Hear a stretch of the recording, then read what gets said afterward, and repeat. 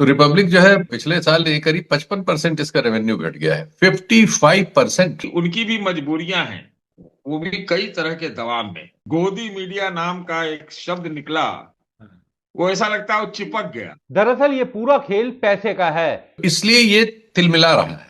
और इसके कर्मचारियों ने बहुत से मुझे बताया कि तनख्वाहें वगैरह देने में कई बार डिफॉल्ट हो रहे हैं। बहुत परिवर्तन नहीं होगा। हृदय परिवर्तन इन लोगों का क्या होगा, इनके हृदय है ही नहीं, हृदयहीन लोग हैं, ये बहुत घटिया लोग हैं, साबित हो चुका है। अर्नब गोस्वामी की कंपनी पर दोनों ही तरह के ऋण यानी लोन, लॉन्ग टर्म भी और शॉर्ट टर्म भी। जो मेन स्ट्रीम चैनल्स हैं उसकी विश्वसनीयता का प्रश्न खड़ा हुआ है। तो चौधरी को क्यों 15 करोड़ दे दिया इसमें प्रसार भारती में, अब उनको वो बुरा लग रहा है। अर्नब गोस्वामी पत्रकार तो वो बहुत उम्दा पत्रकार, अब वो चाह रहे हैं कि सरकार की खिंचाई करे तो सरकार से कोई समझौता वार्ता आए तो उसमें पैसे मांग ले। बहुत बदल जाएंगे, बहुत बदल पाएंगे, इतना संभव भी है आज के डेट में। ये तो हमको लगता है नामुमकिन सा। 2-3 सालों में ही इनके और रंग उतरते देखेंगे। तो जाहिर बात है पैसे की किल्लत और गिरते रेवेन्यू ने अब एक नया रास्ता दिखाया है। अभी देखिए कपड़े फाड़ते हैं, क्या करते हैं। अर्नब गोस्वामी इतना समझदार, इतने प्रबुद्ध व्यक्ति तो हैं। चौधरी ने तो अपना रंग सीधे सीधे टांग ही दिया है, एक जगह 15 करोड़ पार है। चौधरी की इस लूट से बहुत सारे लोगों को जलन है।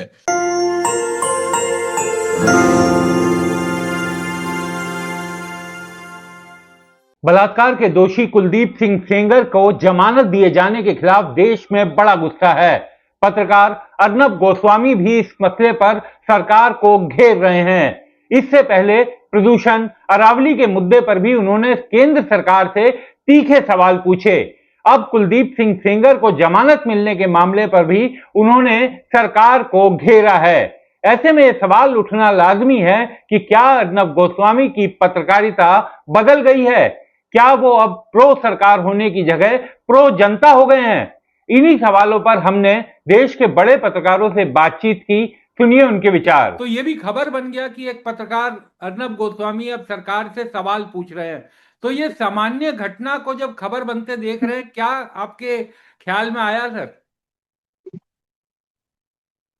देखिए, बहुत कुछ परिवर्तित होना तो मैं समझता हूं असंभव है।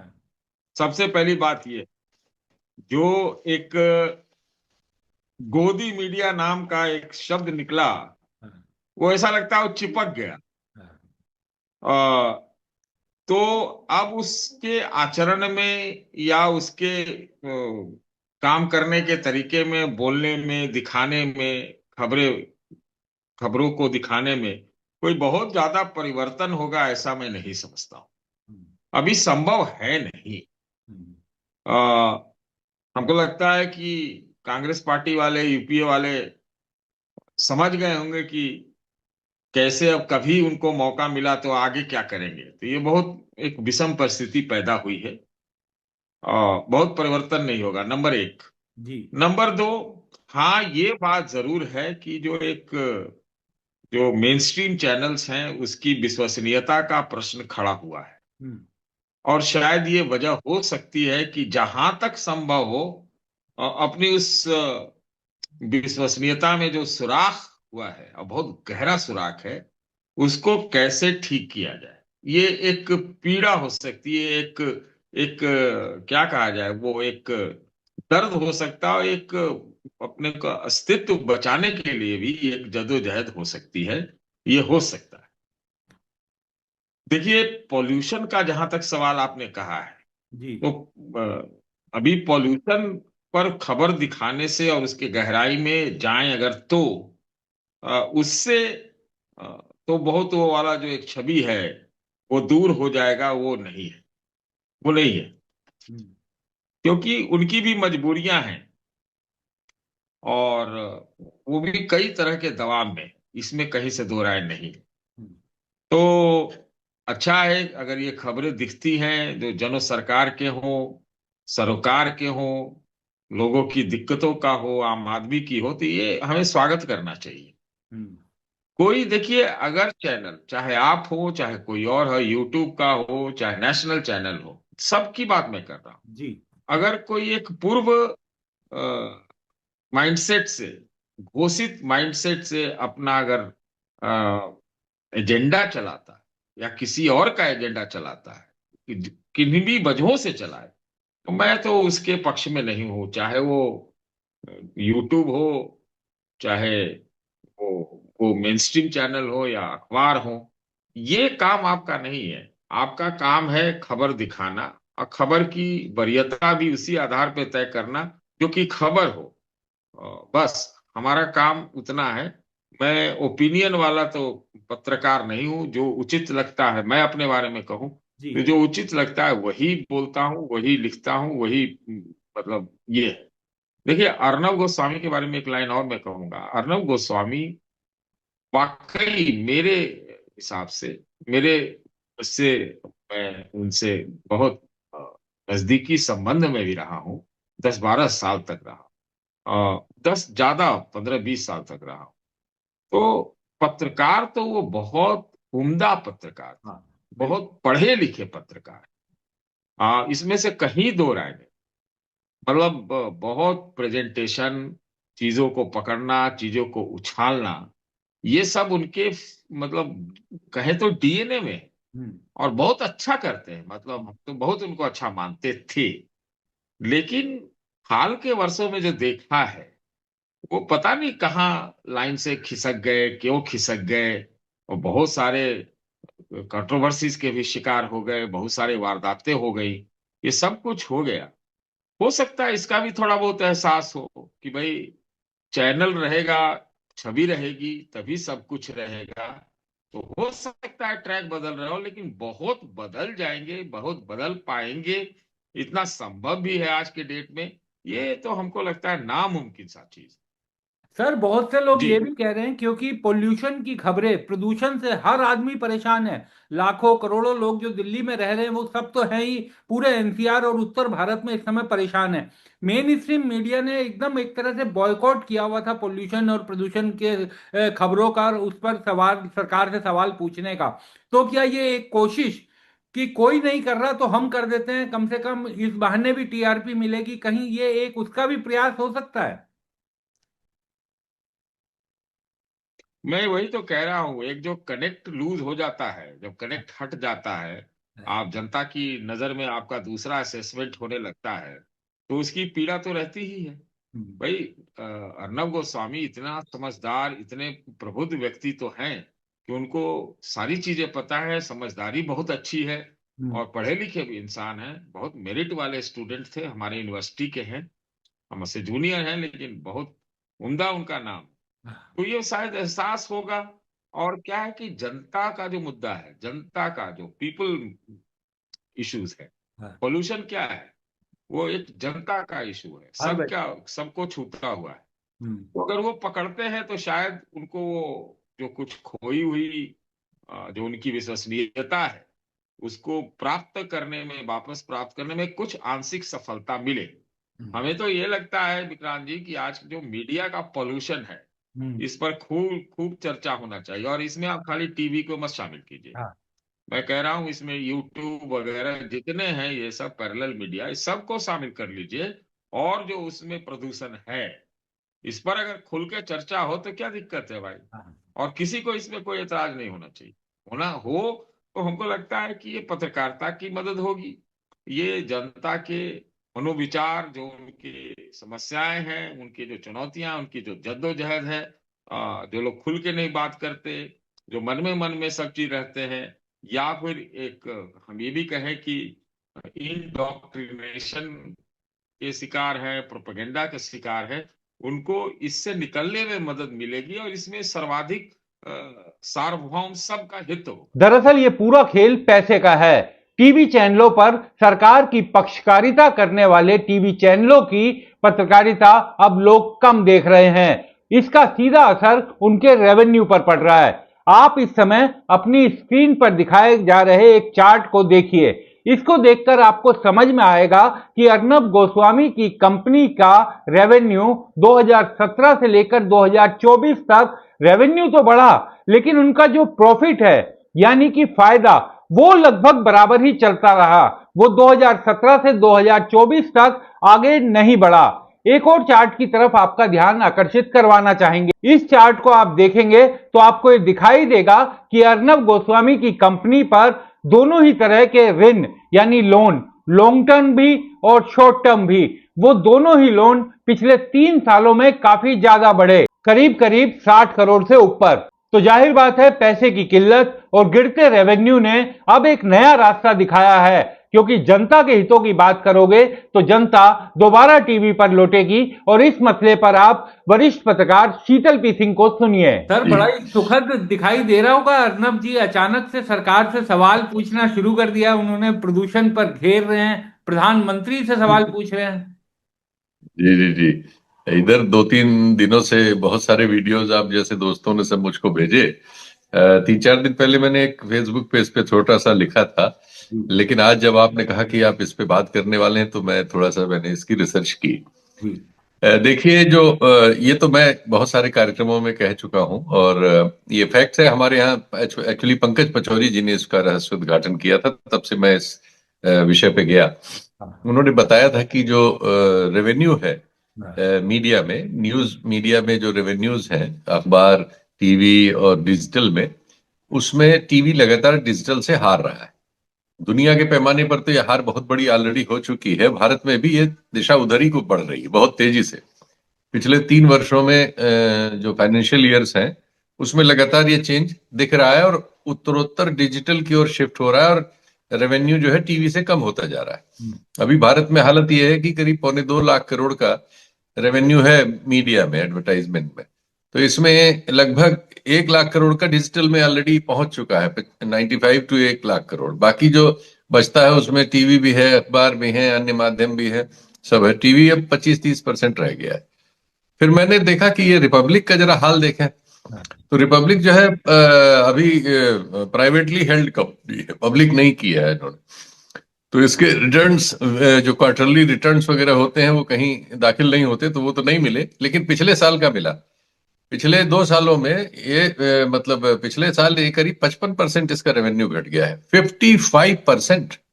बहुत बड़ी और ये जाहिर है जो कि ट्रेंड इधर है तो फिर घट रहा होगा। और इसका कोई मैंने उस पर नहीं देखा कि जो डिजिटल फॉर्मेट में इसका कोई बहुत सफलता इसके साथ नहीं है, तो इसलिए ये तिलमिला रहा है। इसने एडवेंचर बहुत कर लिए थे बंगाल में, इधर उधर चैनल निकाल दिए थे, रेवेन्यू आ नहीं रहा होगा।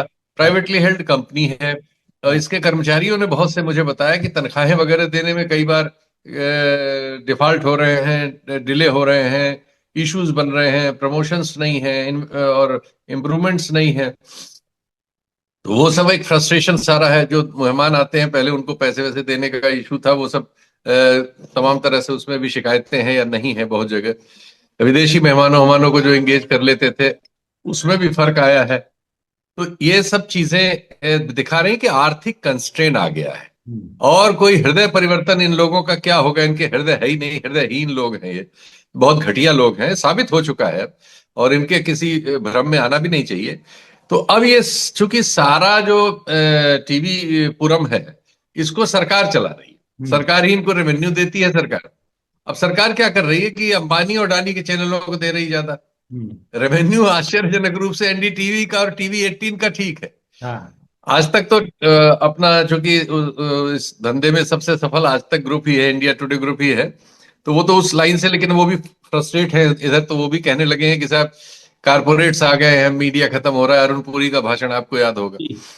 तो सचमुच कारपोरेट्स आ गए हैं। फाइनेंशियल्स बता रहे हैं कि टीवी 18 जो अंबानी का है वो पूरा ग्रुप और एनडीटीवी, ये इनकी रेवेन्यू शीट बेहतर है और इसमें इन्वेस्टमेंट्स भी आ रहे हैं। उनके पास बहुत स्रोत हैं, डाल सकते हैं अगर उनकी रुचि है सरकार को हेल्प करने में, तो वो डालेंगे और ये सब चलाएंगे वो लोग। तो उनका तो एक पार्ट है। लेकिन बाकी लोगों के लिए जो इसी धंधे में थे या इसी धंधे में एकाएक पैदा हो गए थे रिपब्लिक टीवी की तरह, इन सब के लिए जो घोषणा है आसमान पे वो खतरनाक है। अब सब चूंकि सरकार से ही चाहते हैं कि सरकार उनको रेस्क्यू करे, उनको फंड दे और ये करे, और सरकार अपने हिसाब से देखती भालती है, तब उसमें उन चीजों पे उंगलियां जा रही हैं जिन चीजों पे उनको लग रहा है कि उसको फेवर कर रही है, मुझको नहीं कर रही। तो इसको चौधरी को क्यों 15 करोड़ दे दिया इसमें प्रसार भारती में, अब उनको वो बुरा लग रहा है, हाँ, तो उसको देखिए बोल ही दिया उन्होंने, ऑन आपने स्क्रीन बोला पकड़ा उन्होंने ही था, जी। ऑन स्क्रीन बोला है जी। हाँ, और सरकार की खिंचाई बहुत शुरू कर दी है कि अब वो चाह रहे हैं कि सरकार की खिंचाई करे तो सरकार से कोई समझौता वार्ता आए तो उसमें पैसे मांग ले। हाँ, देखते हैं कि क्या होता है, सरकार क्या करती है, कब इनके हृदय को खरीदती है या नहीं खरीदती है, और हम लोग इस हृदय परिवर्तन की खबरों में कुछ समय रह सकते हैं। इलेक्शन वगैरह कहीं हो जाता है तो थोड़ा रेवेन्यू में स्पाइक आ जाता है, हाँ, लेकिन जो रेगुलर रेवेन्यू शीट है वो कमजोर होती जा रही, टीवी चैनलों की सभी की। सिर्फ वही लोग टिकेंगे, लास्ट में अंबानी अडानी ही टिकेंगे, क्योंकि वो तो कई साल तक घाटे वाटे उठा सकते हैं सरकार के लिए, क्योंकि सरकार से वो दूसरे फायदे बहुत बड़े ले रहे हैं। मान लो एक एक ग्रुप 3-3, 4-4 लाख करोड़ का सालाना फायदा सरकार से ले रहा है डिफरेंट एसेट्स में, तो एक 1,000 करोड़ का भी घाटा हुआ, जितना नहीं होता वैसे, तो ये वो झेल लेंगे, उनके लिए कोई इशू नहीं है। लेकिन बाकी लोग कैसे झेलेंगे, जो हाँ, मीडिया के ही लोग हैं और उसी के रेवेन्यू से रईस बन गए थे, बड़े हो गए थे कथित तौर पर। हम लोग इनको आने वाले वर्षों में, मतलब जल्दी ही 2-3 सालों में ही इनके और रंग उतरते देखेंगे। अभी देखिए कपड़े फाड़ते हैं, क्या करते हैं जी। अर्नब अर्नब ने बोला सर कि 15 करोड़ सरकार दे रही है, वो एंकर तो आपके सवाल नहीं उठाएगा प्रदूषण के, लेकिन हम उठाएंगे।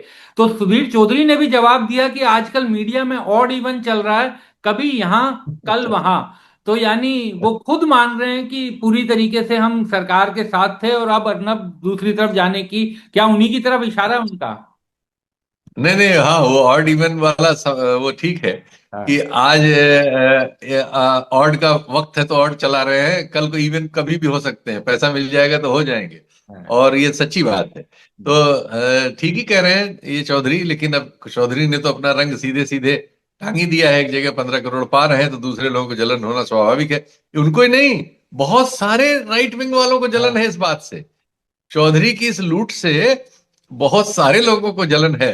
मैंने जब ये फैसला हुआ था और खबरें आई थी, तब भी हाँ, देखा था बहुत से, मतलब हमारे नाम क्या ले सबका, हाँ, लेकिन अलग अलग तरह से फ्रस्ट्रेशन सबने, चूंकि ये सब लोग जो है इस दौर में सरकार से मिलके जनता के जो भी उसका कलेक्शन है किसी भी तरह के फॉर्म में, उसमें से ज्यादा हिस्सा नोचने के लिए वहां है, या जो भी लाभ मिल जाए, हर तरह तरह के लाभ है। तो ये सब सरकार के पक्ष में जब भी जो भी पत्रकारिता वगैरह करता रहा है, उसका लक्ष्य ज्यादातर यही रहा है। और थोड़ा बहुत विचारधारात्मक भी कुछ लोगों का होता है, लेकिन ज्यादातर मामलों में, बल्कि अब तो अर्थ दुनिया अर्थ की ही है, 100% मामलों में हम ये कहीं न कहीं पा जाते हैं कि आर्थिक लाभ कहीं न कहीं उनको मिलता है उससे, और वो आर्थिक लाभ हासिल करने की जुगत लगाते रहते हैं जी। सर, मोहम्मद जुबैर ने एक बड़ा इंटरेस्टिंग ट्वीट किया था कुछ देर करीब 12-13 घंटे पहले कि last month hmm. Arnab along with Mr. Pai were desperately reaching out to industrialists in Bangalore to fund the Kannada hmm. Republic channel, and now Arnab is हाँ targeting Sudhir Chaudhary for doing his job. You हाँ, in bracket में you know what he is paid for, right? Time for popcorn. और नीचे उन्होंने अर्नब का video लगाया हुआ है। ठीक है। सही बात है। तो ये जो एक्सपेंशंस बहुत सारे कर रहे हैं, उसके लिए पैसे वैसे हर चीज में चाहिए होते हैं, और जो पुराने बहुत सारे राज्यों वगैरह में चलाते हैं उसको कई बार घाटे में ही, ज्यादातर घाटे में ही। हाँ, ये तो एक और आंकड़ा है कि हमारे यहाँ करीब 450 चैनल हैं देश में, हाँ, पौने मतलब न्यूज के सारी भाषाओं के सब मिला के, हाँ, और इन 450 में 4-5 को छोड़ के सब घाटे में है, हम्म, सब कठिनाइयों में है। हम्म, और ये कठिनाई हर साल दर साल बढ़ती इसलिए जा रही है कि रेवेन्यू का जो एरिया टीवी न्यूज में था, उसमें श्रिंक हो रहा है और डिजिटल की ओर शिफ्ट हो रहा है। तो इसमें से जो लोग डिजिटल प्लेटफॉर्म्स पे बड़े पैमाने पे आ गए हैं और उसमें सफल हैं, तो वो यहाँ की भरपाई वहां से कर लेते हैं। हमने पुरानी बैलेंस शीट देखी जब एनडीटीवी का प्रकरण हुआ था। हाँ, एनडीटीवी की भी पुरानी बैलेंस शीट में जब वो रायज के पास था, हाँ, तो उसमें एनडीटीवी की जो वेबसाइट थी बहुत अच्छा रिपोर्ट कर रही थी, उसमें प्रॉफिट्स थे। तो डिजिटल की ओर जो शिफ्ट है वो काफी मतलब अब नई बात नहीं रह गई, वो अब तो एकदम स्थापित हो गई है, लेकिन वो चल रही है लगभग 7-8 साल से।